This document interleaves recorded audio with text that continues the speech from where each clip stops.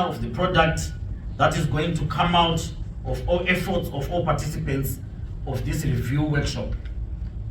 As already pointed out by the ZEC chairperson in her opening remarks, as a country, we are just coming out of two major electoral events. That is the delimitation exercise and the 2023 harmonized elections. I'm sure we all agree that this is the right time to conduct an evaluation exercise. I also wish to express my appreciation to the ZEC for affording stakeholders this opportunity to take stock of what happened with a view to improve the electoral processes. I am sure all election experts in this room will agree with me that it is proper for an election manager to use the last election as the starting point for planning for the next election, and to ensure that there is an objective evaluation of each element of the electoral processes. In election cycles,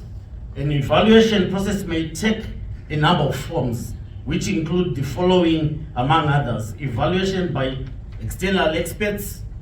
evaluation undertaken separately by each group of participants in an election, and evaluation of the election through workshop that involves participants representing stakeholders in the process,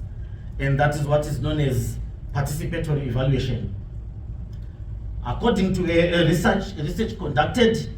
evaluation through workshop is the most effective, both in terms of researching all stakeholders involved in the process and by judicious control of a number of participants. This kind of evaluation allows an open and inclusive exercise, gathering information from all participants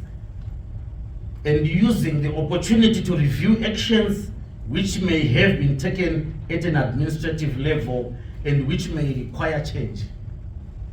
For that, I wish to applaud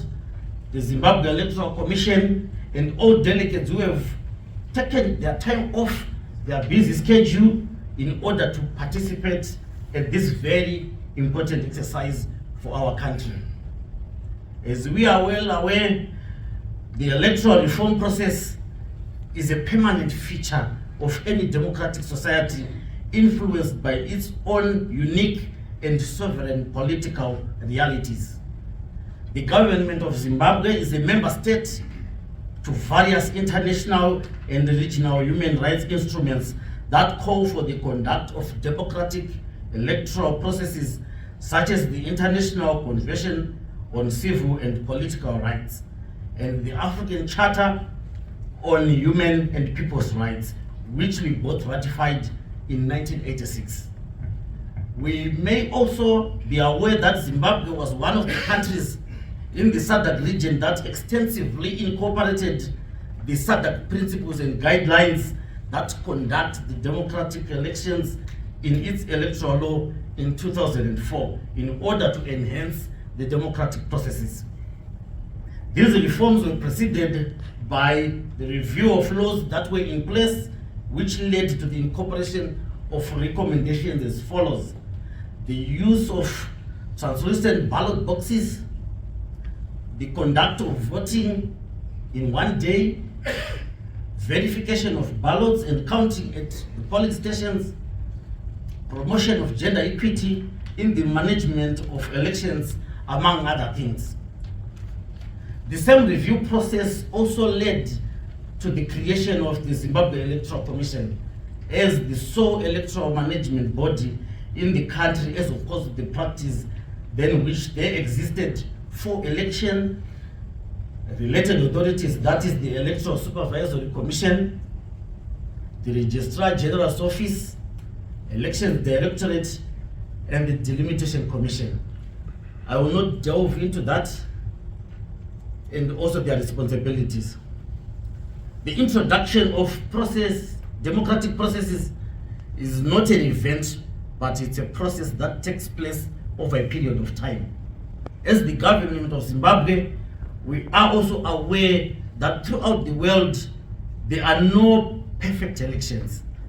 as each and every country is influenced by the socio-political environment and other regional developments on how it conducts its elections. It is possible for stakeholders to perceive events differently, but it is not desirable for these differences to tarnish the integrity of the country's electoral system and the practice in the eyes of both local and foreign observers. The purpose of observing elections is not to condemn or to leave the country burning, but also to assist in the upholding of the two key principles of democracy